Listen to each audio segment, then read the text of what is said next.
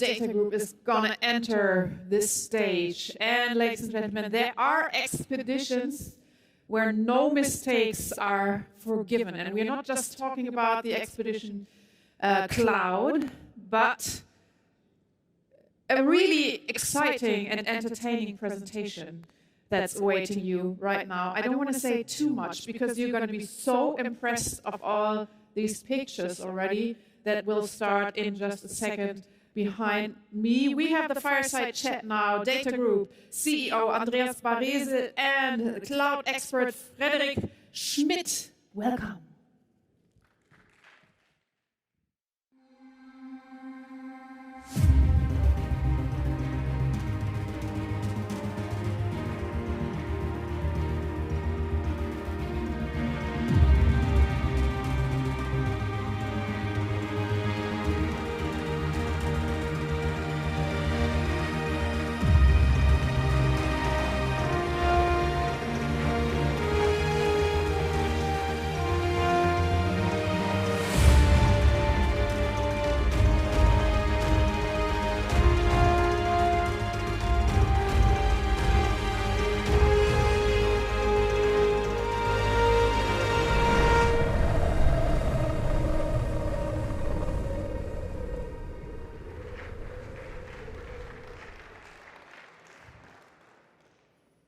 Yeah, hello everybody. So I hope you forgive us now for taking you here from one of the warmest regions of Germany, from the beginning of spring to one of the coldest regions on Earth, one of the coldest regions of our planet.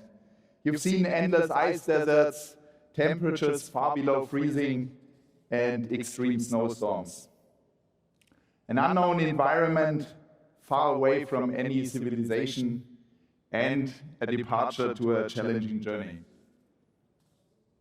But then, in the end, a fascinating goal in the middle of Antarctica, the most inhospitable continent imaginable. You will find one of the most impressive mountain landscapes on our planet.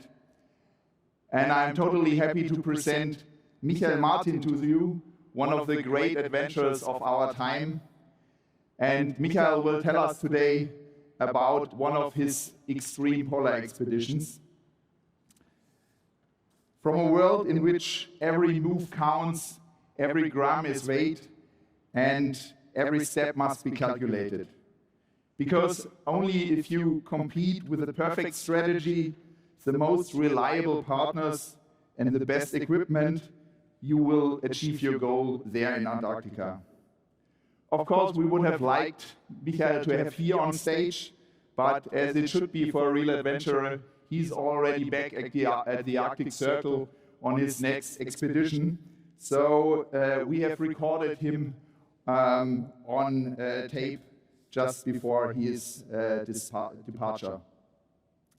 So let yourself be inspired by the analogies of the expedition into cloud, your expedition into the cloud, to a polar expedition like Michael will show us now.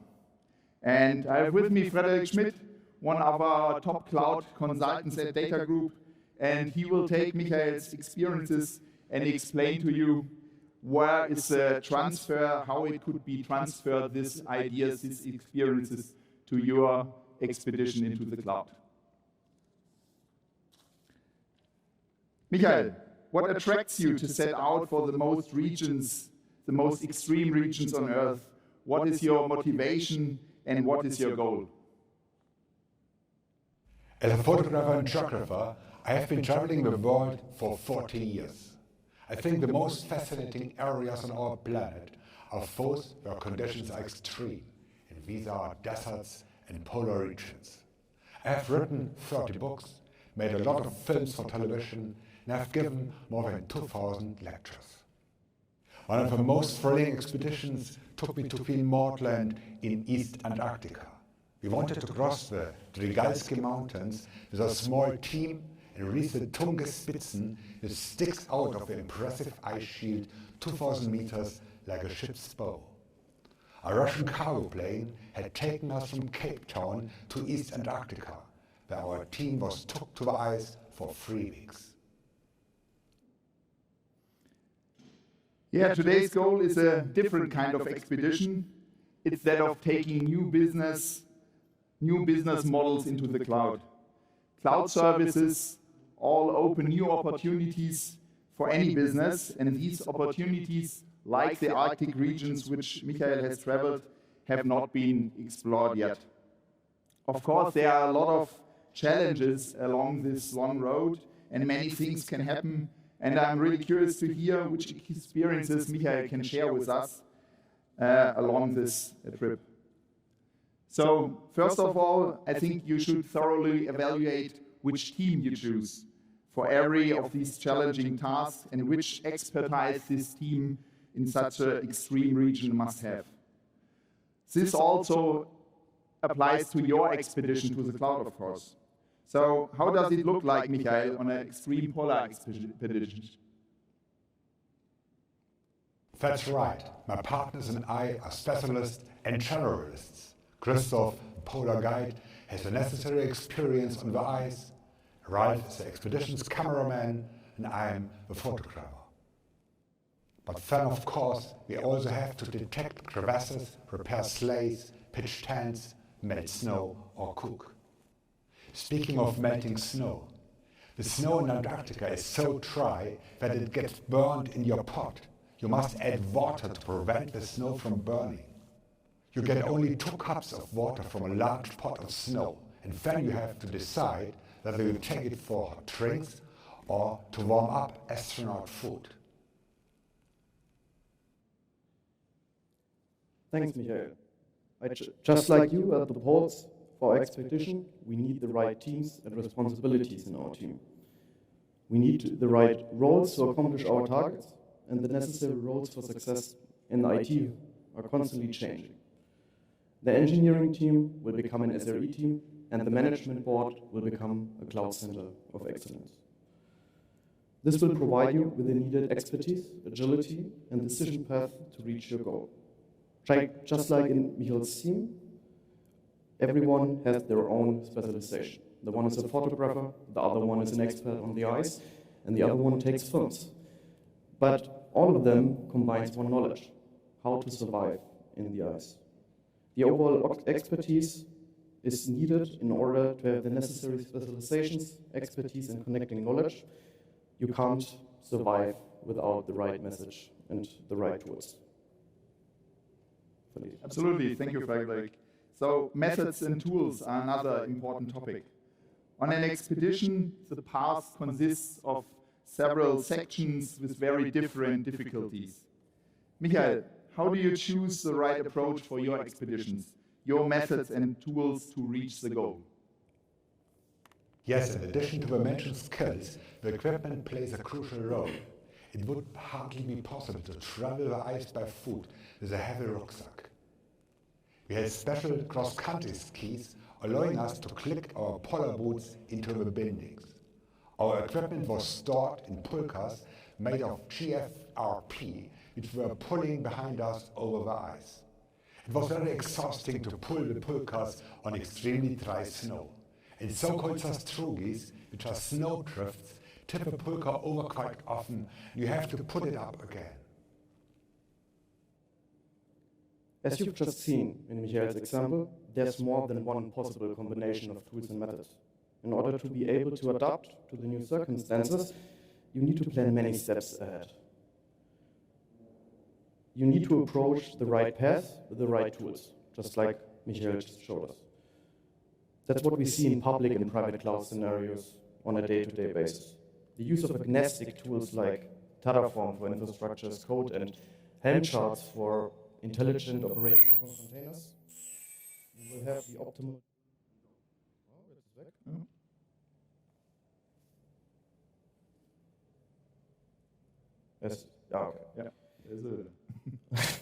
The use of agnostic infrastructure tools like Terraform and the Helm charts for intelligent operation of containers will give you the optimal tool and the optimal methods that are baked in those technologies to manage your expedition in every region of the world, regardless where you are. But even with the right tools and methods, like Michael just described, without a safe harbor on your way, you will not survive the night, neither the expedition. Safe harbor is a very good point, Frederik. On your expeditions, you pursue your goals in extreme conditions.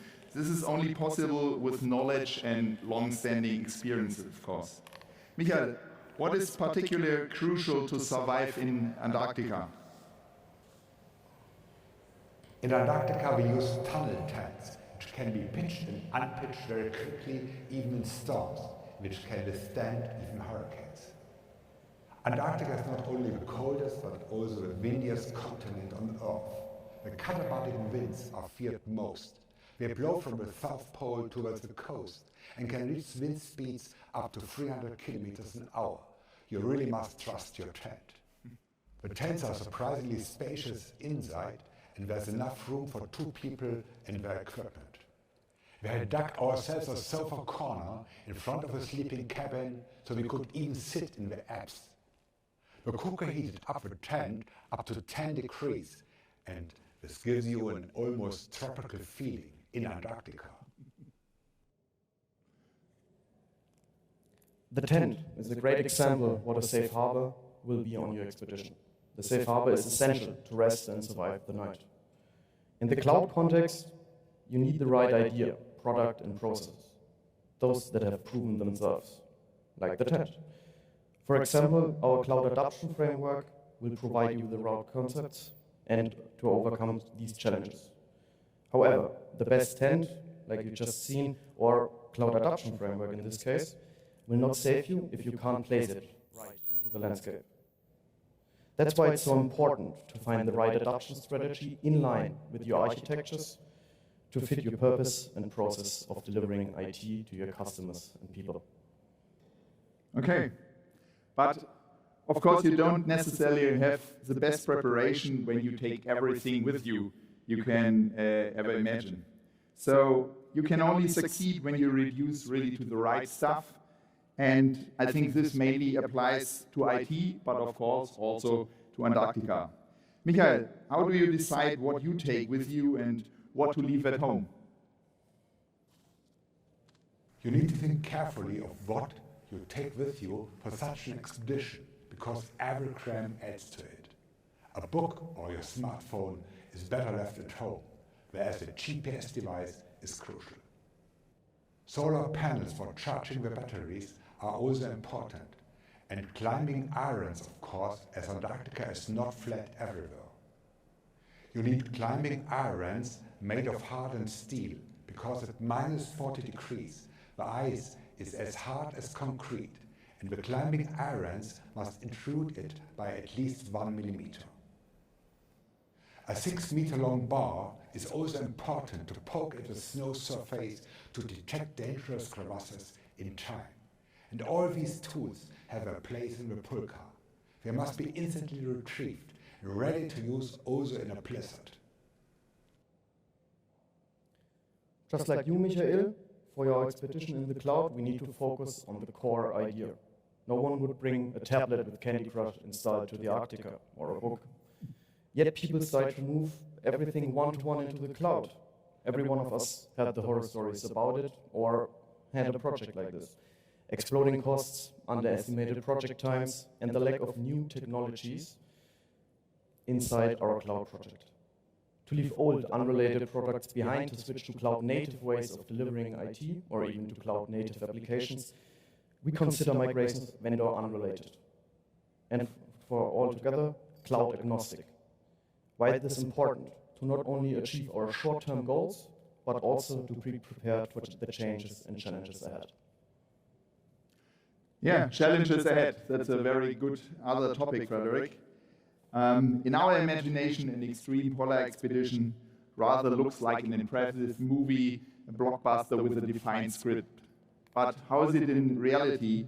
I think it looks quite different there. Michael, how do you prepare for risks and unforeseeable situations? You certainly have a perfect route on which you want to reach your destination. But I am always flexible, because the weather and ice conditions can change very quickly in Antarctica, and I have to react to it. It doesn't make any sense to follow a strict plan, as nature is always good for a surprise, and it is stronger than you. That's why an emergency plan is extremely important. A plan you can activate if something goes wrong. A satellite phone provides important services. I can seek assistance from an Antarctic station in cases of extreme emergency. But don't do it mindlessly, because a rescue costs quite a lot of money and endangers other people. It is always best to try to get yourself out of a difficult situation together as a team. Thank you. This describes exactly how you deliver IT on a day-to-day basis in the cloud. You choose different paths depending on the situation. You do so with the right team, preparation, tools, methods, and architectures. But IT is just like weather. Like at the poles, it can switch from sunny to stormy pretty quickly. The path you wanted to take today, tomorrow, or next week suddenly become impassable. Our mission at DATAGROUP is to provide you with the right path for any scenario you might encounter. We're not only your guide, but we are also your satellite phone to get you for rescue missions. Hopefully, we don't need it, of course, yeah. So let's return to the topic of passion now. Michael, after the expedition, as we've heard, is before the next one. So tell us, where are you at the moment? Where do you head to in the next few days? I will fly to Svalbard in Norway. I will board their ship. I want to look for polar bears to take photos of these fascinating animals. Thank you for your attention and goodbye. Thank you very much, Michael. And I wish you very much success on this trip also. And please don't let the polar bears come too close to you. I think they don't or could be not too friendly.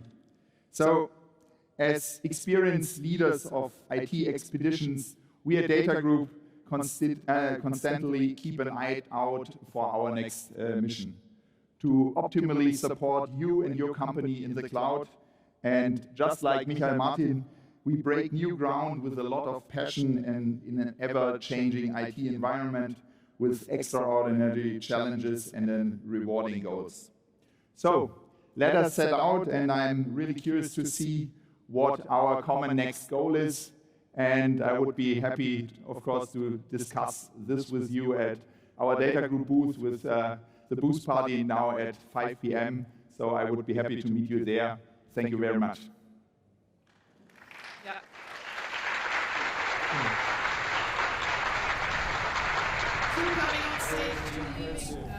Very impressive, you guys. And of course, we're going to continue watching the expedition of DATAGROUP.